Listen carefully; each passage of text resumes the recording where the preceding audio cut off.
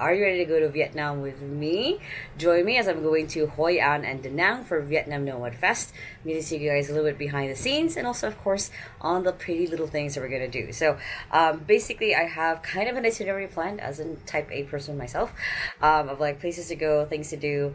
I will probably, basically, my fiance and I are going to get our wedding rings made in Hoi An. I'm getting hopefully a few dresses made as well, and yeah, and I must just as usual. Whenever I'm traveling somewhere, I'm gonna take you guys along for the ride. So yeah, let's hit it. Okay, so Leanne from the end of the trip here. So I didn't really have a full plan of what I wanted this video to be.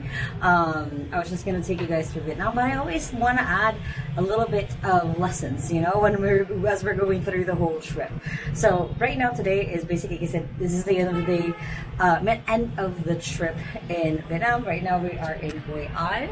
Bring you guys through our balcony right here. And basically, I then had the idea of like running you guys through what it is or what my assistant does or how she manages me basically while I'm traveling, while I'm doing things like this. You guys have probably hopefully watched like my Europe vlog and then my Siargao vlog. And in a lot of those kind of behind the scenes, you guys of course don't see how my assistants make sure that I am doing what I need to get done. So I'm gonna sprinkle that throughout this vlog and through this trip.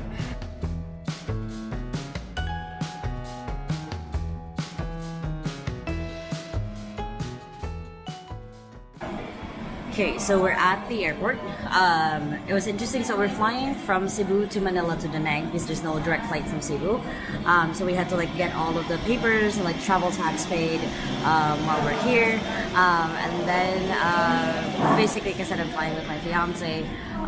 So we had to like take care of his stuff since he has an American passport. So it was just a lot of figuring out. But we're now in like the boarding-ish area.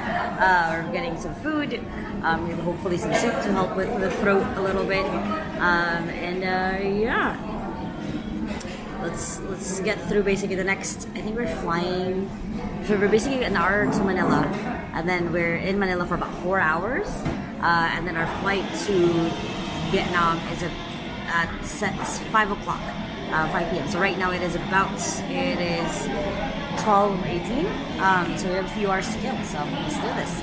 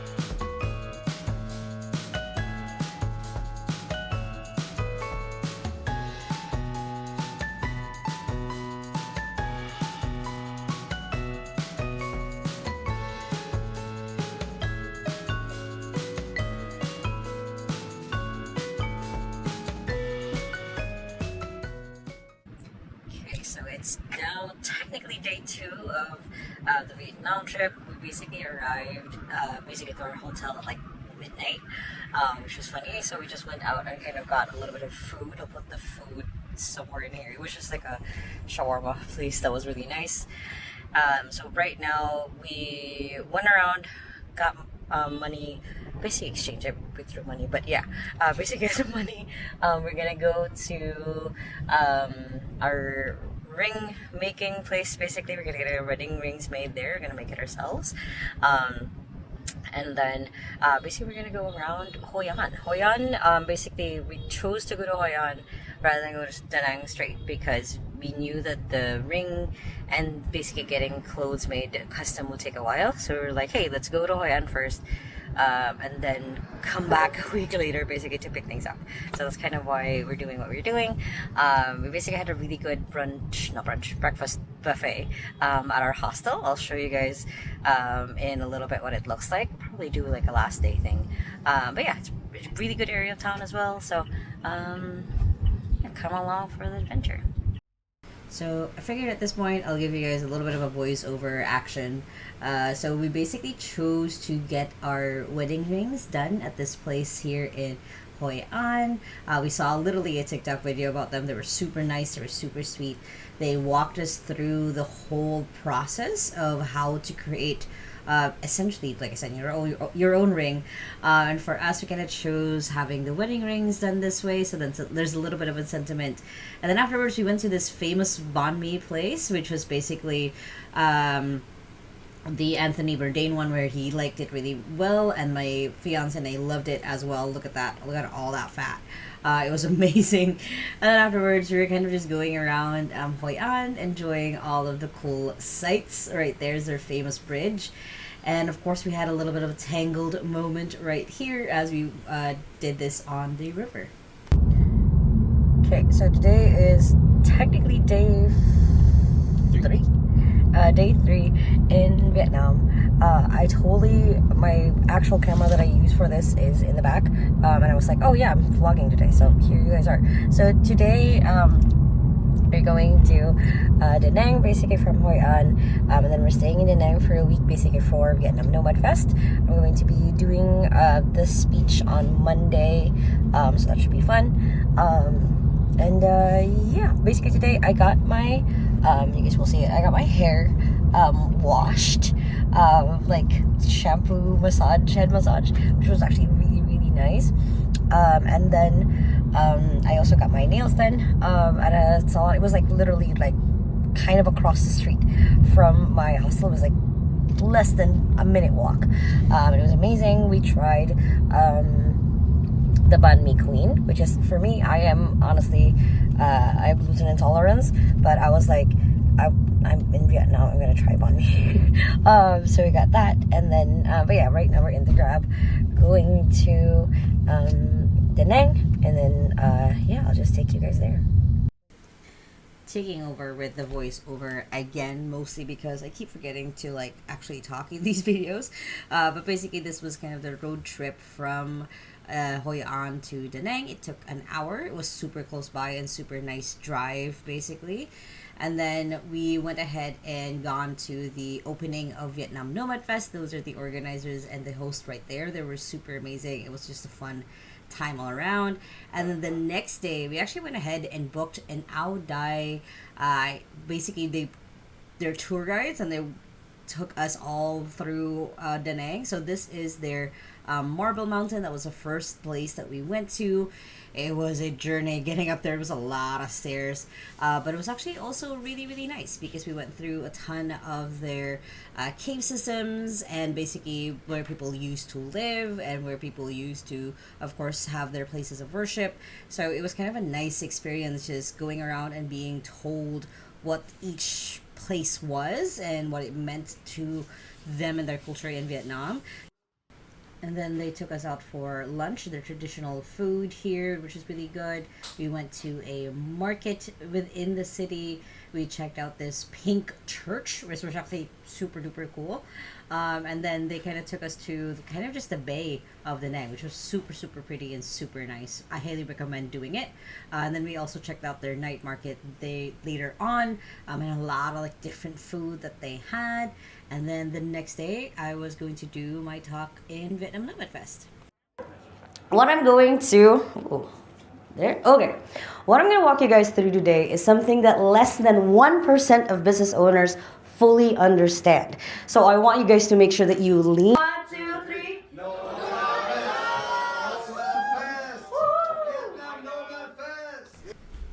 And the next day, we went ahead and took a car on our own. We basically found like a Grab driver who gave us his car to get him as a private vehicle, and we went to Mi Sun Sanctuary, which is basically this really pretty preserved temple ruins basically that they found. That's all of us with our friends when we went up there, and it was kind of a really interesting kind of just walk through a little bit of that part of their history. It was basically a lot of like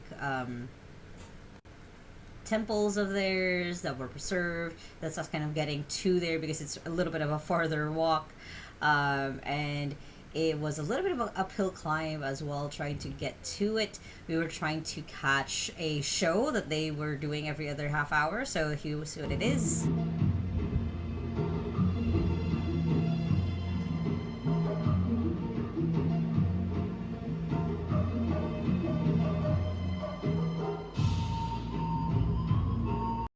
And then afterwards, we actually went into kind of the ruins part.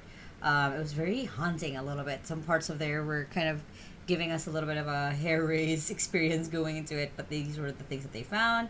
And then later that night, we went to this carnival-ish amusement park that they had there. It was really quiet. There was only a few people, so us doing a little dance number right there. And then we went ahead and actually, of course, got up into the Ferris wheel. We were there for, I think it was like a 15 to 20-minute ride, and it was just like a nice little breather after all the climbing and going to the temple itself. So it was a nice way to wrap up the evening. And then the next day, I had my workshop where I was teaching people how to hire a virtual assistant, and here's a little clip of it. So there's 3 stages that I always see when it comes to hiring an assistant. So first is the clarity. So it's deciding what to delegate, it's documenting. Then as you kind of find out what you want to delegate, it's documenting that and then creating your ideal virtual assistant profile. Then you want to filter. You never want to hire the first person who applies. You want to make sure that you have a good filter set in place. So it's filtering things like the job description and skills test, the posting on a lot of different platforms, and then of course the interview. And I'll give you guys questions to ask during the interview. And then on the bro part is the fun really starts when you actually start hiring someone, when you have someone on your team. So I'll walk you through the process of how we onboard virtual assistants at 2XU, how to give them really good training as well, because they'll need that, and as well as like creating and updating the documentation, because it's one thing for you to know how you usually respond to emails, it's another thing to train someone to do that for you. So I'll go through that as well. And then afterwards, there was this Japan-Taiwan night that we attended. We, of course, had to do karaoke. And I had fun singing a ton of, like, Filipino songs as well. And then the next day, we went up to Bana Hills, which is basically this amusement park, old French village, it was a lot of things all at once. And we made a ton of jokes about how big it was. It was basically going up the top of this mountain. So we basically went on 2 different these basically not gondolas, basically going up the mountain basically through this vehicle right here, and it was a lot of kind of just very interesting because it's super cold, so we barely really saw anything outside of kind of this, and here's kind of us and our crew basically as we were going up, and again it was really cold. 40 movie, okay? So the movie is very fascinating, and to reach the lunar castle, we have to take the train.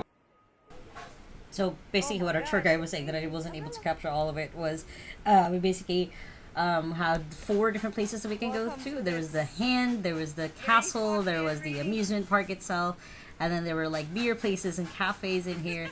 And we basically tried to go around everywhere, but we could not see anything. This was us on that train basically that he was describing earlier, where we were basically going into this castle by the hill. It was a little bit creepy. It was a little bit, like I said, we couldn't really see anything, but it was a fun time to be had, kind of exploring, feeling like we were in Europe or something, kind of just going around.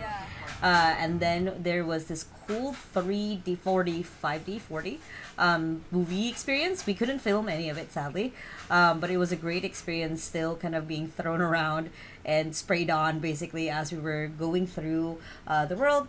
Great experience. 10 out of 10. We'll do it again.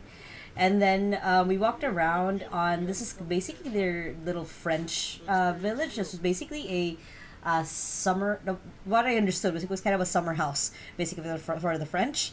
And then finally, we went into the Golden Bridge, basically with the big hands. Could not see anything, but it made for a lot of fun pictures. We also went through this beautiful garden of theirs, and there was this maze that we were really scared that we were gonna get lost in. You see me with the chicken, basically, that we won in one of the arcades. There was this nice little kind of middle area that we kind of just chilled out on, and then afterwards we found this little kind of nice place to kind of do a little bit of meditation and chill. There was this big Buddha, basically, that we could send off some of our prayers to, and then we were kind of going back down because it was already like 4 p.m. We spent like 6 hours up there. The next day, bright and early, we took the same kind of car that we rented out the other day, from Da Nang all the way back to Hoi An. Again, very, very pretty drive, and it was just in an hour. I think we even got there like 45 minutes. And then we went to this tailor, which was the Peace tailor. They're super nice, again, super sweet. It was kind of, I got some skirts done, basically. My friends got some suits done. And then afterwards, the next day, I took my fiance to the spa that I love with all my heart. Basically, the last spa that I went to. It's Kamsa Spa. And we had our head massages. My fiance did the same thing. And then we were picked up by this van so we can go to a cooking class. And here were some of the things that we were going to cook. Beef rice pancake myself. Third one is southern style beef noodle salad. And the last you have beef noodle soup for ball. And basically, our cooking teacher took us through the market. She was explaining the different types of noodles, the different types of ingredients that we were going to be using throughout the whole class. It was very, very educational. And then we went ahead and went back into the van, and they were taking us to where essentially they just called it the Coconut Village, but it was really this village where you can do the fun coconut boats that will basically spin you around when you ask them to do it. They gave us these really cool hats, basically, so that we would keep not burning while we were going through the whole ride. It was very, very chill. I'll let you guys enjoy a few minutes of it. Paul.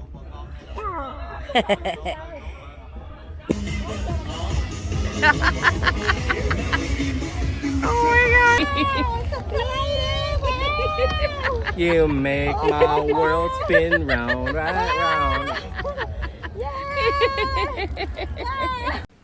And then we basically went to, this is basically the Bay Mao Eco Cooking Tour. That's where we were taught how to grind rice to make the rice flour. We were then also taught how to create the rice paper wrap. It was very, very hands-on and neat experience. So that's me kind of pulling out the rice wrap itself. It was basically just like super quick. We were able to eat basically the wraps that we made ourselves. And then of course we had the actual cooking class itself. There's us trying different food that we made, and we were taught like how to make their wrap, how to make their soup, how to make their pasta, their sauces as well. Again, it was a 10 out of 10 experience being kind of taught how to cook authentic Vietnamese food while in Vietnam.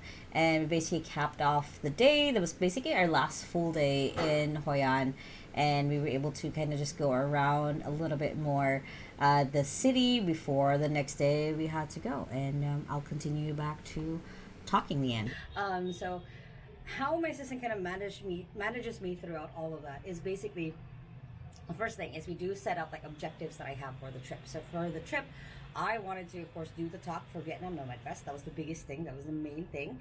And then it was also to, of course, promote my book. So I took a lot of pictures of my book everywhere, at least for me, to see if Vietnam would be one of kind of the countries/cities that I would want to live in for a few months, because I'm planning this whole like nomad year, basically, right after I get married. So that's kind of been the different objectives. So how my assistant manages me through that is, one, she manages my schedule tightly. So before I left, we went through, or a few weeks before I left, we went through all of my schedule basically for the next 2 weeks while I'm gone, while I'm traveling. And she's moved around a lot of things, especially like interviews that I would do for the Scale You podcast, mostly because it's usually better with a whole studio rather than me with really random background. She also manages any incoming calls, and I even did a couple of discovery calls while I'm here, and my assistant knows what my schedule is. So she manages to make sure that I don't miss any important meetings and make sure that I am there for the important meetings as well as I need to. Second way is just been managing a lot of my content on LinkedIn. So on LinkedIn, I love posting on there most of the time. But when I'm traveling, when I'm running around, it's of course harder for me to kind of maintain all of those posts basically. So while I'm traveling, my assistant actually goes ahead and posts as me on LinkedIn. And in fact, here's a quick post of a photo that I took while I was doing the workshop, and I was basically doing a sample of like, hey, this is what having a really good assistant is. I took the picture, gave her instructions on what the post should be. She wrote it. It sounds exactly like me. No one else would have known that it wasn't me. And then that's basically a big part of it is since I am a content creator, I need a lot of help staying consistent, especially when I'm moving around and I'm going around everywhere else. So she manages that as well. Third way is she just, of course, manages and makes sure that I am getting done what I need to get done. So at the beginning, basically, of this whole trip, we went through the list of what are things I need to do. So keeping in mind, taking pictures of the book when I'm at cool places. It's keeping in mind that I have projects and tasks and outcomes that, of course, I still need to get in within the business. So she's making sure that I am aligned and getting those done and supporting me on the things that I can't get done as best as she can. And lastly, anything that the team needs from me, things like projects, tasks, or things popping up with clients or for our EAs at 2XU, she can basically manage those input and give me what I need so then I can have an informed decision to move things forward. So things don't have to get stuck with me. So that is basically all of the ways that she supports and manages me in everything that I do, even when I'm traveling all over Asia. And it's been the way that she's been doing it every single time that I've traveled, every single time that I've gone somewhere. So if you are a business owner, you're an entrepreneur yourself, that is basically depending on your preferences as well. But that's kind of the big chunk of it. And of course, if you're an executive assistant yourself, those are the different ways that you can support your client as they are traveling through wherever that they go.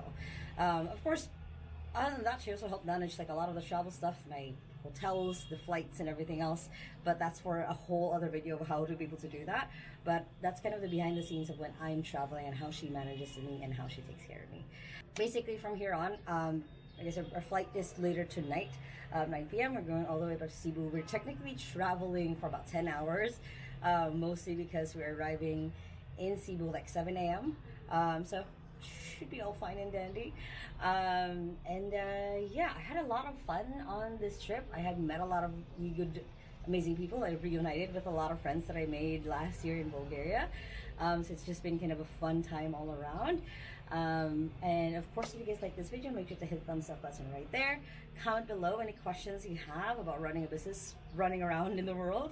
And if you still haven't yet, make sure to hit the subscribe button right there so you don't miss any of my videos every Sunday and Thursday on how to work from home and how to have a business from home, which you guys can check out those two videos right here and the latest video right here. Hope you guys have an amazing day. And remember that small steps matters. And I'll see you in the next video. Bye!